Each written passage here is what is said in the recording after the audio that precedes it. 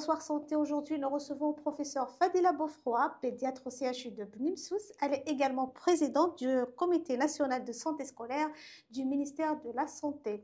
Professeur, bonjour, merci Bonjour. d'avoir accepté notre invitation. Merci de m'avoir invité. Merci beaucoup. Merci à vous de pouvoir vous libérer aussi, c'est pas Merci. évident. C'est pas évident, oui. Professeur, depuis la rentrée, on parle beaucoup de santé scolaire. Pourquoi spécialement cette année? On va dire pourquoi cette année, c'est juste le fruit de beaucoup d'efforts. Ça a commencé. Honnêtement, ça n'a pas commencé hier. La santé scolaire a commencé dans les années 70. Oui. Et on pourrait dire que l'Algérie est pionnière dans ce domaine parce que jusqu'à ce jour, il y a des pays qui n'ont pas du tout de planification sur la santé scolaire.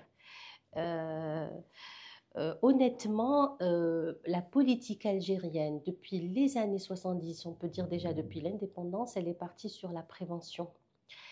Et justement, quand on parle de santé scolaire, on parle de prévention. Oui. Et je pense que c'est la meilleure politique si on peut faire des stratégies sur lesquelles on va devancer un peu une pathologie ou un problème de santé bien connu, etc.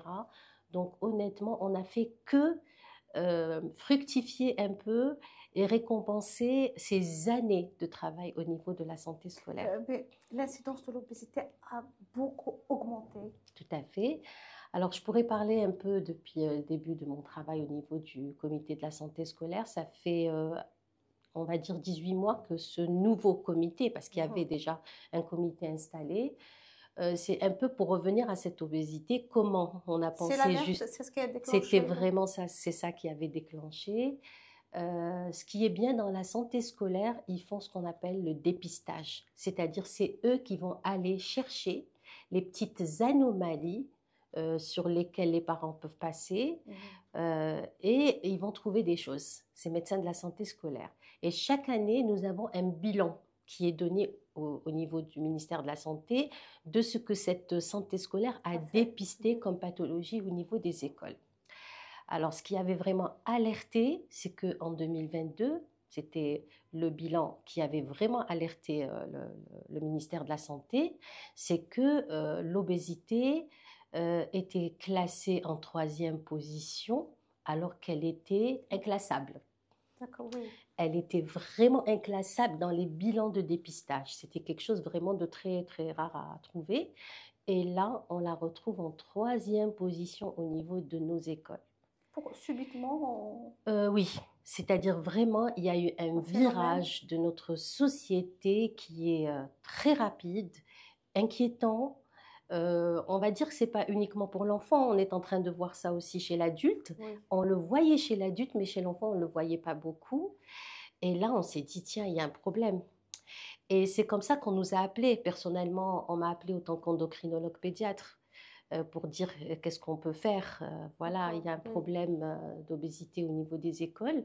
Et donc, on a commencé vraiment à travailler sur cette prise en charge, comment prévenir, l'éducation sanitaire qu'il faut donc avoir au niveau des écoles, sensibilisation des parents et tout ça, on a fait des formations pour les médecins de la santé scolaire parce que c'est eux qui sont proches des enfants, ils sont proches de leurs parents, ils peuvent leur faire de l'éducation sanitaire et on a commencé de cette manière-là.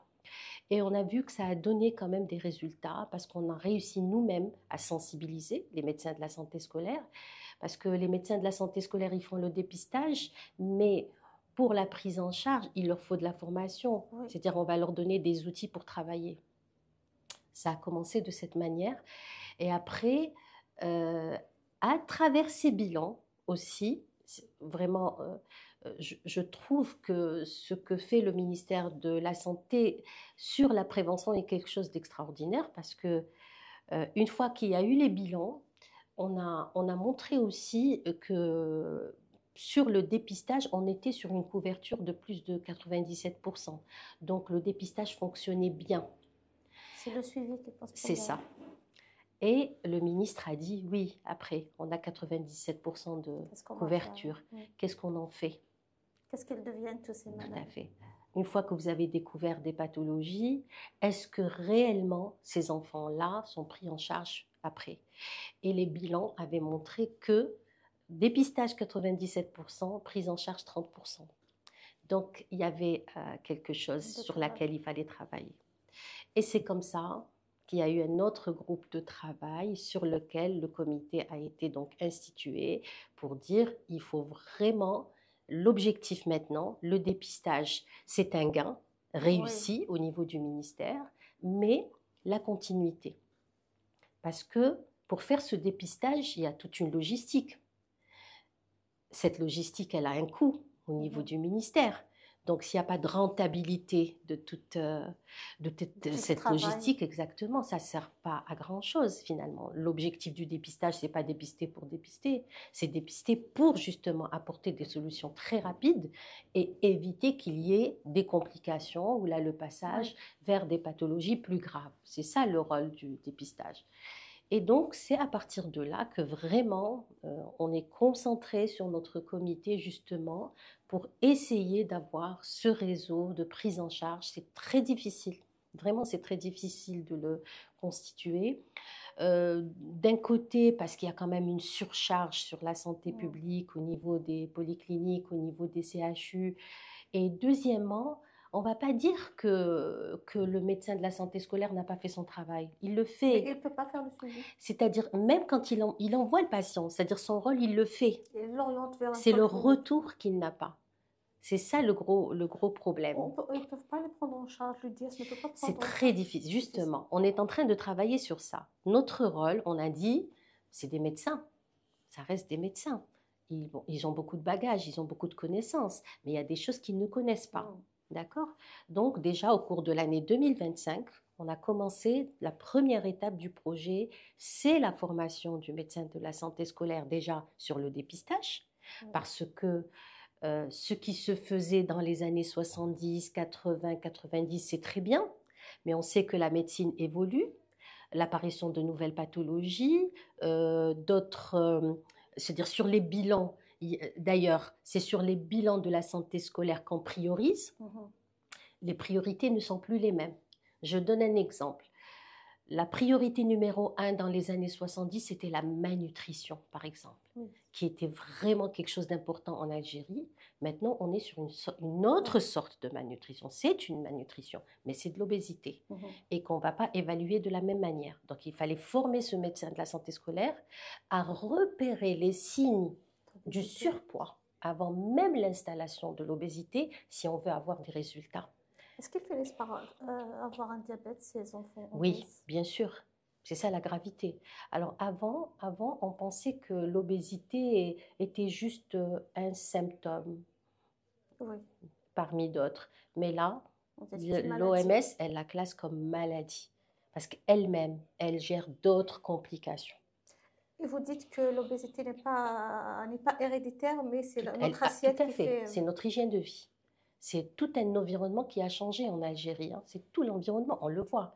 On le voit, des enfants qui s'arrêtent le matin avant de partir à l'école pour prendre des jus, pour prendre des croissants, pour prendre la collation. Il n'y avait que du sucré, alors qu'avant, et tout ça parce que le niveau de vie algérien s'est amélioré. Mais en s'améliorant, on a pris les mauvaises choses et non pas les bonnes. Voilà. Donc, c'est ça qui a fait qu'il y a des choses qui ont changé. C'est-à-dire, les priorités dans la santé scolaire changent d'une année à une autre en fonction des bilans qu'on nous donne. Et c'est le rôle du comité. Prioriser, par exemple, le numéro 1, ça a toujours été l'acuité visuelle. Et c'en est encore un problème. Donc, on le prend en charge, mais en même temps, on va prendre en charge ce qui surgit, tirer la sonnette d'alarme pour dire, tiens, nos médecins de la santé scolaire, maintenant, ils doivent s'occuper de ça parce qu'en détectant, ils vont faire également de l'éducation sanitaire, de la sensibilisation au niveau des écoles. Donc, il leur fallait de la formation. À chaque fois qu'il y avait une pathologie qui surgissait, leur rôle, c'est faire le dépistage, mais ils dépistaient ce qu'ils faisaient dans les années 70, 90, des maladies déjà connues et tout ça. Maintenant, on est en train de leur inculquer ce qui est nouveau, auquel ils doivent faire attention. Et donc, on a commencé dans l'année déjà 2025 à former tous les médecins sur le plan national de la santé scolaire. Déjà, quelles sont ces maladies alors qui il y en a plein, il y en a plein, vraiment. Je vais vous donner par exemple sur mon domaine, parce on a sollicité tous les pédiatres optionnistes pour nous donner un peu tous les signes d'alerte à rechercher. Par exemple, dans mon domaine, c'est la croissance. La Ah oui. croissance, une anomalie de la croissance, un enfant qui a un retard statural que je détecte à l'âge de 5 ans, c'est pas comme lorsque je le détecte à l'âge de 10 ans, 11 ans. D'accord? À 5 ans, je peux faire beaucoup de choses. S'il y a des traitements à donner, ils vont être efficaces. Mais quand je donne un traitement à 11 ans, 12 ans, il n'est pas efficace. Mhm. Ça, c'est un exemple. Un surpoids, très rapidement, je peux faire une marche arrière. On peut, On peut très rapidement. Le surpoids, dès qu'on le détecte, et on leur a appris mieux encore, avant même l'installation du surpoids, ce qu'on appelle le phénomène rebond. Ça, c'est juste, on le suit sur des courbes. On a le signal d'alarme sur la courbe que cet enfant-là, il est en train d'augmenter. Et rapidement, on va convoquer, c'est-à-dire le médecin de la santé scolaire, il va convoquer les parents en leur disant, regardez, il y a un problème, vous pouvez rapidement. justement, est-ce que les parents ne doivent pas aussi détecter ces signes d'alerte pour consulter? Justement, on va les sensibiliser à suivre leurs enfants chez des pédiatres, leur médecin de famille, peut être même généraliste, pour mettre cet enfant-là sur le poids, la taille, La courbe de l'IMC, croissance. voilà, il le met sur le carnet de santé. Et lui-même, il va détecter qu'il y a un problème avant même l'installation du surpoids. Et ça va vraiment nous aider, ça va vraiment révolutionner la prise en charge. On leur a même expliqué qu'une fois l'obésité installée, dans le monde entier, la prise en charge est lourde et Oui. difficile. Alors ailleurs, ils sont peut-être mieux équipés que nous parce qu'ils sont arrivés à des centres spécialisés quand vraiment il y a cette obésité très compliquée et morbide. Ils vont mettre ces enfants-là dans ces centres-là pour faire toute une éducation avec eux, mais avec ça, ça ne marche pas. Mhm. C'est-à-dire, Oui, une fois qu'il sort du centre, cet enfant-là, il va se retrouver dans son environnement habituel, habituel. il va Voilà, reprendre ses il habitudes. va reprendre ses habitudes. Donc, on a dit, c'est pas parce qu'on n'a pas ces centres-là. C'est vrai qu'on On les ne a peut pas. pas. Oui. Mais avec ça, on a vu que même ceux qui avaient les centres n'avaient pas de grands résultats. Alors, autant rester sur la prévention, prévention, prévention, prévention. C'est un outil qui fonctionne très bien chez nous parce qu'on est vraiment pionnier dans cette santé scolaire et on pourrait tirer énormément de choses. Voilà. Et la liste de pathologies, elle est vraiment importante. Et en plus des parents aussi, il y a les cantines scolaires, il y a le goûter Tout des à enfants. fait. C'est pour ça qu'on a dit on leur a fait toute la formation sur l'obésité. On avait invité même les représentants du ministère de l'Intérieur parce que c'est eux qui sont responsables des cantines. On a invité les représentants de l'éducation parce qu'ils doivent être avec Il n'y a pas nous. un contrôle sur ces cantines quand on donne des jus pour les enfants Tout à primaires. fait, C'est tout à fait. Honnêtement, il y a eu quand même, franchement, il y a eu beaucoup d'améliorations sur le contenu du repas sur les cantines les parce écoles que privées restent hors contrôle. exactement, maintenant il y a vraiment des contrôles. Le gros problème, c'est la société.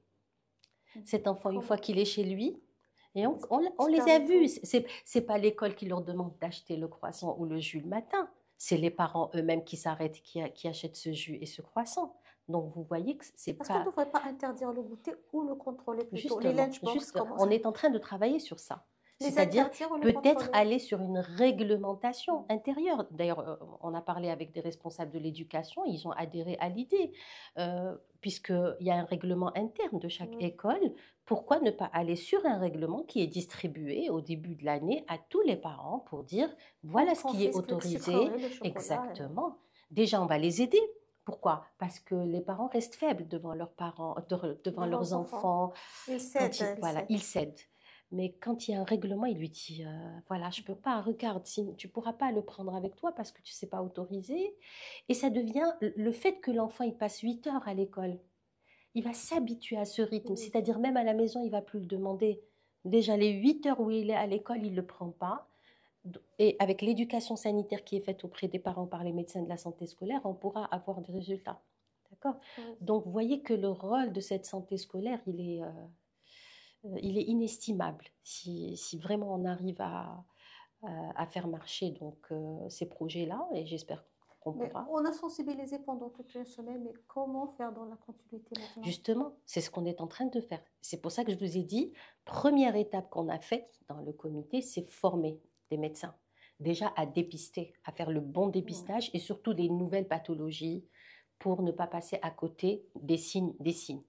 Là, j'ai cité juste un exemple, mais si vous avez assisté à la journée de célébration, ce qui nous a vraiment tous alertés et on est conscient, la parole du du ministre de l'Éducation, il a parlé de l'addiction.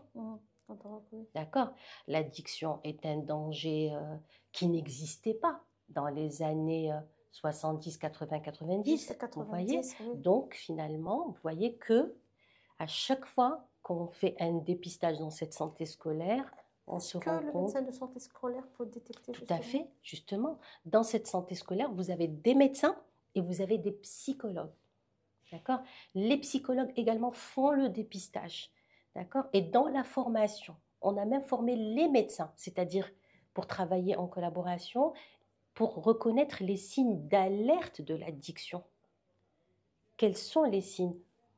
Le manque d'attention, un enfant qui somnole, un enfant qui n'arrive pas donc à retenir ses cours, qui n'arrive pas à se concentrer en classe, il faut se poser des questions. Même l'enseignant doit être formé aussi. D'accord. C'est pour ça que ce psychologue-là, non seulement il va donc examiner ses enfants et il peut même rester en classe pour voir qu'est-ce qui se passe, celui qui décroche et pourquoi il décroche, donner ces signes d'alerte à l'enseignante pour dire au moindre problème, vous nous contactez. Et quand je parle d'addiction, on a plusieurs facettes de cette addiction. Les écrans, c'est une addiction. Oui. On n'en arrive pas encore. D'accord. Les écrans, chose qui n'existait pas auparavant. Ça veut dire que nous, dans cette santé scolaire, à chaque dizaine d'années peut-être, nous avons exactement, il y a un enjeu sur lequel on doit travailler et donner des outils. Donc, les 2900 médecins scolaires, oui. C'est suffisant? Non, ce n'est pas suffisant. Alors le jour où on a donc célébré la santé scolaire, ce jour-là, un de nos collègues du comité, justement, il avait parlé un peu des modèles qui existent dans le monde de la santé scolaire. Honnêtement, on était content parce que on n'était pas loin, pas du tout. Alors là, pas du tout. C'est quoi la norme? Alors les normes, ça dépend des pays. Nous, qu'est-ce qu'on a fait? Il y a des pays, bien sûr, qui sont à l'aise, qui sont riches, qui sont donc ils sont sur des normes sur lesquelles on ne pourra jamais. La population, les enfants scolarisés, exactement, c'est ça, c'est ça le problème. Eux, ils sont arrivés, par exemple, à mettre un médecin pour 500 élèves parce que sur la totalité du nombre d'élèves qui étaient scolarisés, ils sont peut-être à 2 ou 3% par rapport aux nôtres. Mais on a été sur des pays qui se rapprochaient des nôtres. On a été sur la Chine, par exemple. On a été sur l'Indonésie. On voulait voir un peu ceux qui avaient le même niveau économique que l'Algérie, comment ils se comportaient. On n'était pas très loin. Alors, il faut savoir que nous avons plus de 12 millions d'enfants scolarisés. Oui, c'est énorme. C'est énorme. Je vous assure que ces médecins de la santé scolaire ont du mérite. Parce que pour le nombre qu'ils sont, ils font des efforts extraordinaires. On va essayer de renforcer donc, cette santé scolaire si on arrive. Et pour cela, justement, il faut travailler sur ces bilans. Les bilans d'activité de ces médecins de la santé scolaire. Personnellement, ici, je ne les ai pas, mais vous pouvez vous rapprocher. Oui, chaque année, ils ont leur bilan au niveau de la santé scolaire. Madame Bousmaha, la sous-directrice de la santé scolaire, elle pourrait vous donner tous les bilans et je vous assure qu'on peut tirer plein d'activités et de choses à faire dans la prévention. Voilà. Il y a un résultat? Oui, on va prendre l'exemple de la vaccination. Oui. Alors la vaccination, ce qu'a fait la santé scolaire pour la vaccination, c'est quelque chose d'extraordinaire. Parce qu'elle est obligatoire et systématique. Voilà, c'est-à-dire la santé scolaire, elle a réussi à rattraper tous les enfants qui n'ont pas été vaccinés, ou un retard vaccinal. Pour une raison ou une autre, cet enfant n'a pas été vacciné. D'ailleurs, tous les enfants, quand ils sont scolarisés, la première des choses qu'on leur donne, c'est le carnet de santé avec donc le calendrier pour voir tout le programme de vaccination, est-ce qu'il a été respecté ou pas. S'il n'a pas été respecté, obligatoirement, cet enfant-là va être vacciné Honnêtement, c'est quelque chose d'extraordinaire déjà. Ils sont arrivés à plus de 94% de couverture vaccinale. Et le retard de vaccination, est-ce qu'on a réussi quand même à... Oui, plus de 94% de couverture vaccinale. Les parents maintenant adhèrent Oui, oui. Le gros problème, bon, mais avec ça, c'est pour ça que je vous dis 94%, c'est énorme. Parce que vous savez qu'il y a des endroits presque inaccessibles en Algérie. oui. On a toujours dit que l'Algérie est un continent.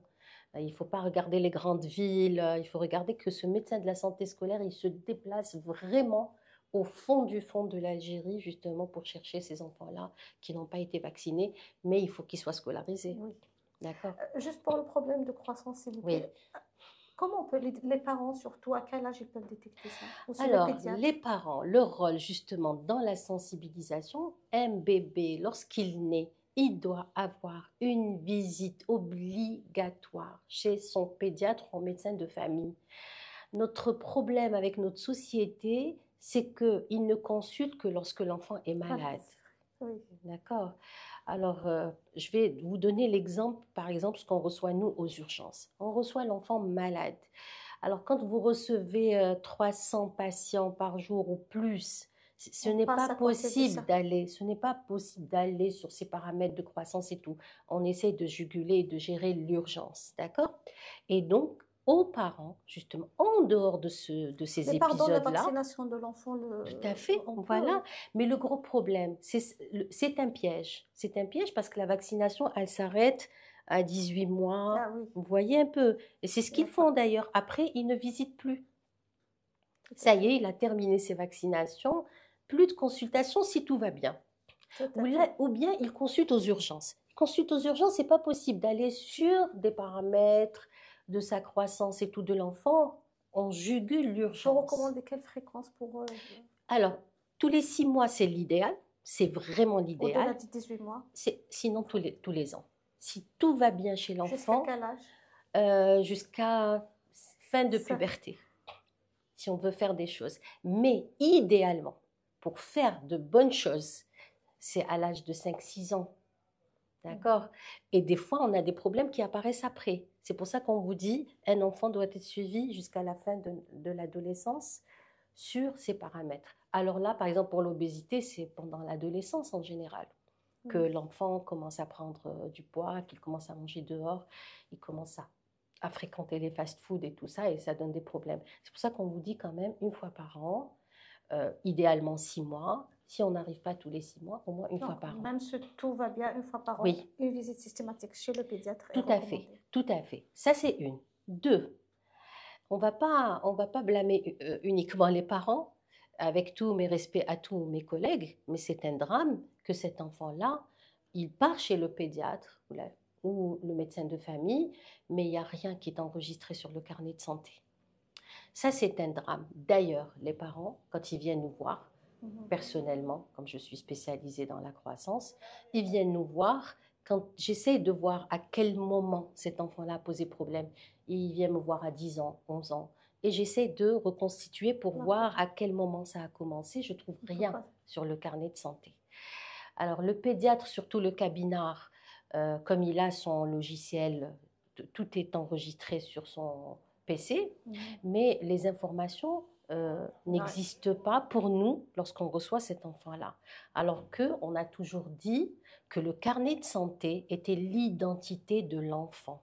C'est son identité. Je dois avoir tous les renseignements sur ce carnet de santé, obligatoirement. Donc, quand il le voit, il le pèse, il le toise. Qu'est-ce que ça lui coûte de mettre la date, poids, taille, examen normal? Il y a des courbes extraordinaires maintenant, surtout le nouveau carnet qui a été voilà, installé, ça fait une année peut-être. Il est extraordinaire. Alors là, il est fait d'une façon à aider même ce pédiatre juste à cocher. Ils ne le font pas. Et ils ne le font pas.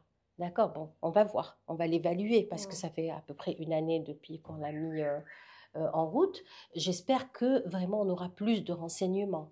Et lorsqu'on a fait la formation des médecins de la santé scolaire, on leur a dit, s'il vous plaît, en plus de vos bilans et de vos dossiers, n'acceptez pas avoir un enfant sans qu'il ait son carnet de santé et vous allez nous mettre tous les paramètres de croissance et la taille et le poids et l'IMC de cet enfant sur les courbes. Et comme ça, vous allez rapidement, vous allez être alerté. N'importe quel médecin qui va voir l'enfant, il va être alerté sur le problème. Plus on est alerté précocement et plus la prise en charge devient facile et moins coûteuse. Il faut toujours parler coût et économie de santé. Prendre un enfant au moment de surpoids en charge, c'est complètement différent de le prendre au moment de l'obésité. Au moment de l'obésité, il va faire d'autres complications.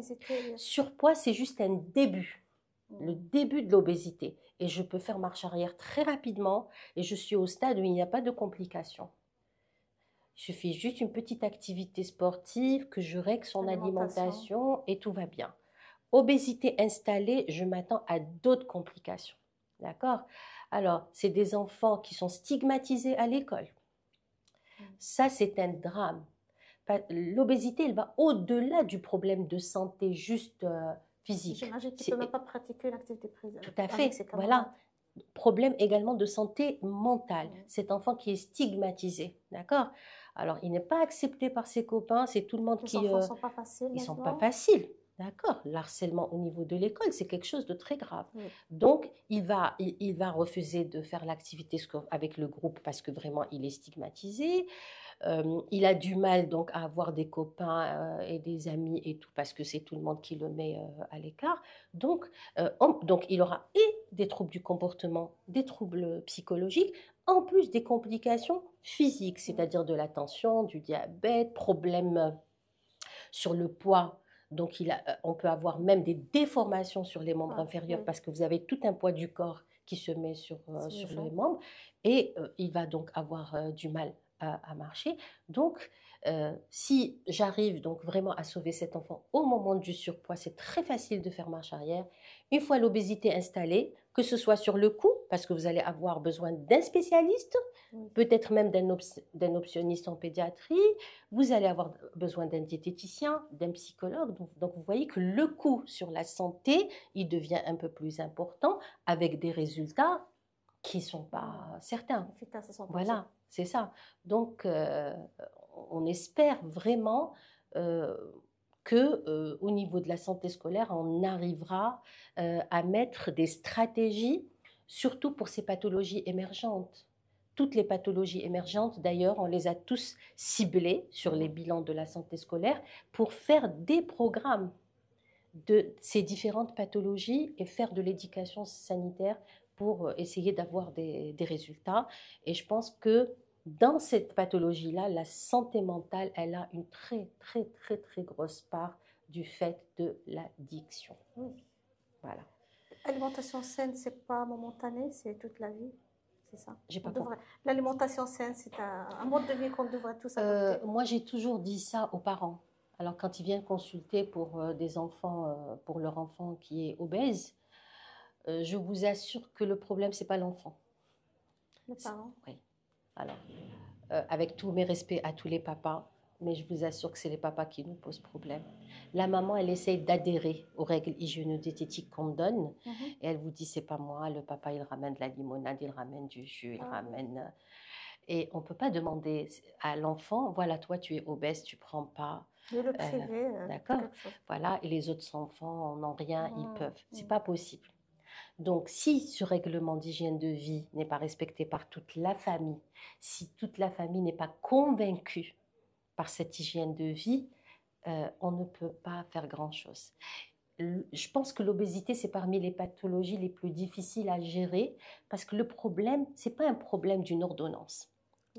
Les parents, quand ils viennent, ils espèrent qu'on leur donne une ordonnance. C'est plus facile, c'est plus facile. Exactement, on lui donne un comprimé, il va maigrir. Il n'y a pas de comprimé pour maigrir, ni pour l'adulte, ni pour l'enfant. D'accord ? Donc, c'est tout un travail qu'il faut faire. Et c'est un travail d'un changement de comportement. Au quotidien. Au quotidien, de toute la famille, de toute la société. D'accord ? L'activité sportive, en dehors de l'école, c'est très difficile d'aller Ah oui. inscrire un enfant avec ce qu'ils sont. Les enfants, ils ont les cours de soutien. Il y a aussi la difficulté de proximité Mm. des endroits où cet enfant-là peut faire une Pratiquer une activité activité. sportive et tout. Donc, on voit que le projet, c'est pas un projet juste d'un médecin, c'est un projet de toute une Mm. société. Et je pense qu'on doit y réfléchir honnêtement parce que maintenant, l'obésité, elle ne touche pas que l'enfant, elle touche et l'enfant et l'adulte. Donc, pourquoi ne pas travailler sur un projet de société? Pratiquer aussi une activité sportive, c'est pas Euh, accessible à tous, hein. C'est ça. C'est pour ça que j'ai dit. Le gros problème, il est là. C'est-à-dire, il faut aller sur une accessibilité au niveau des communes Oui. pour rapprocher déjà les différents endroits donc aux familles et aux enfants et que ça ne soit pas payant. Ce n'est pas tout le monde qui peut payer Oui. donc une mensualité pour une activité sportive. Mais là, on a fait, nous, la formation au niveau de la santé scolaire. Je me rappelle, on a été à Ouergla. On a été à Ouergla. Il y avait avec nous Iman Khalif. Mhm. Pourquoi on a fait ça? Parce que la première fois quand on a fait la formation à Ouergla, les médecins de la santé scolaire étaient inhibés. Pourquoi? Parce qu'ils étaient quand même dans une région culturelle spécifique où la fille n'avait pas le droit de Ah faire oui. l'activité sportive au niveau de l'école, ni au niveau des collectivités, ni rien du tout. Alors, entre médecins, on a discuté et on a dit, nous, autant que médecins, on n'est pas là pour juger des familles, ni leur changer leur Mentalité, culture, oui. ni leur mentalité. On n'a pas le droit de faire ça. On est le juge de personne, mais on est là pour trouver des solutions. Et je vous assure que c'était extraordinaire. C'était Madame Bousmaha elle-même, la sous-directrice au niveau du ministère de la Santé. Elle leur a dit, il n'y a aucun souci. On va trouver des solutions. Qu'elle le fasse à la maison. Nous avons maintenant des émissions YouTube qui font des activités sportives avec des mouvements qu'on fait à la maison.